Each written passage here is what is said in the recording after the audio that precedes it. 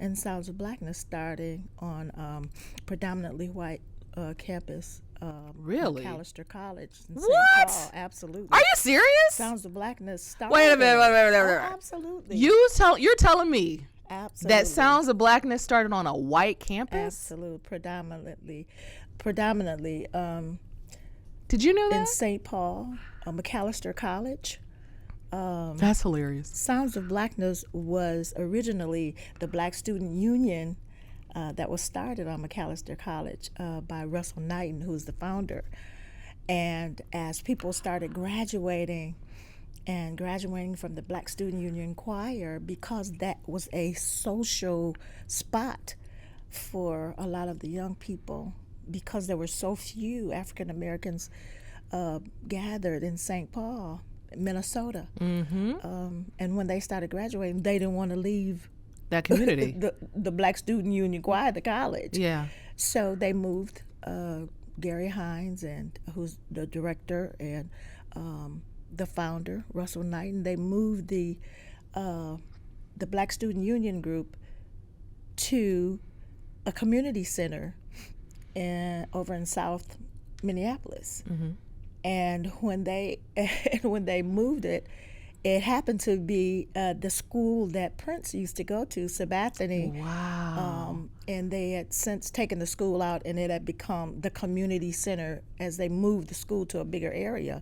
But that was how Sounds of Blackness started. And as soon as they moved it from the school, there were about like 50 voices. Wow. And they would rehearse. They could rehearse for free at this community center, and people would have places to come and fellowship with each other. And Sounds of Blackness started rolling just like that.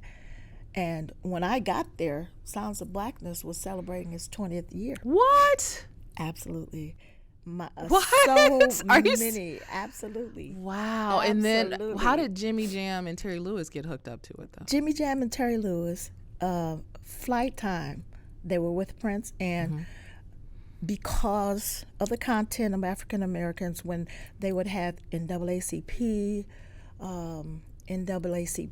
banquets or anything, the city that African Americans were a part of, Flight Time would be the dance band afterwards, and Sounds of Blackness would be the invocation group that would come and sing or sing on the program. And my sister went to college in Minneapolis, and she became a member.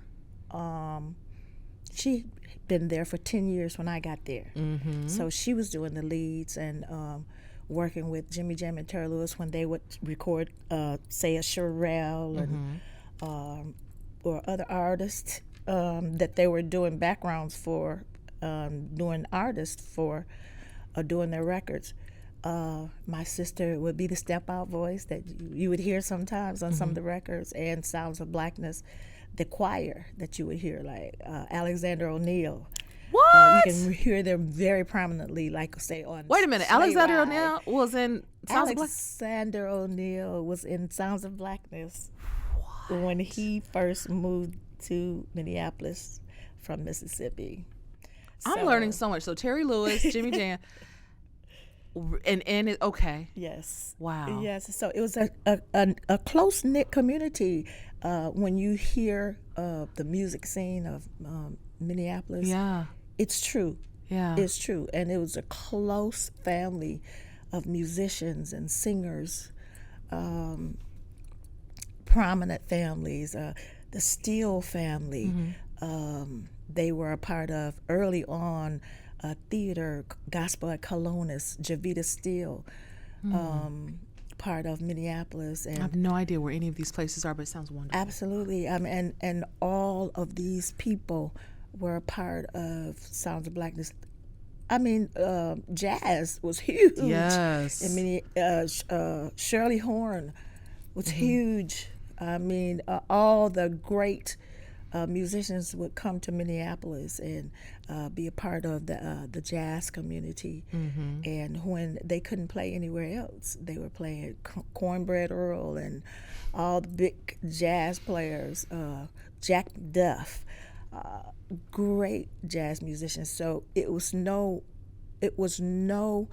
wonder Sounds of Blackness took on the form it did with Gary Hines when he took over as the director of the Black Student Union when he got to the college, that he would decide to have the group sing the entire idiom of African American music, as his mother was a great jazz singer in her own right. So he studied jazz and bebop, and so in the vein of all the greats, he wanted the group to exemplify African American music at its best, and also to educate, because at that time I know a lot of the people in the area didn't understand African American music, and so he had to go to the roots of teaching them about West African rhythms and where African American music came from. So Sounds of Blackness was really noted for that kind of thing when they first came out, in that we would do seminars, and it was different. It was different because it was not just gospel music, but it was the evolution of gospel, and it had great gospel music on the program because it's also performing arts. You've got a new project coming up. Absolutely. Let's talk about it. Tell everybody how, what, when, where. I have a new project called Anniversary. It will be released April 11th.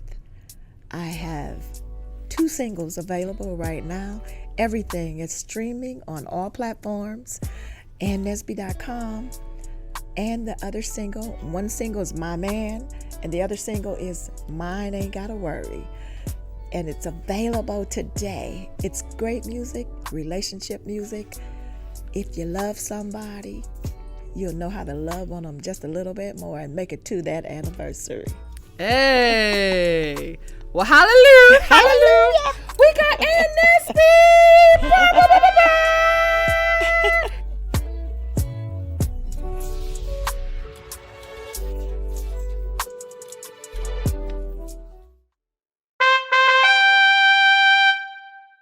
Hey guys, welcome to our YouTube channel. Make sure you subscribe, like, share, and comment.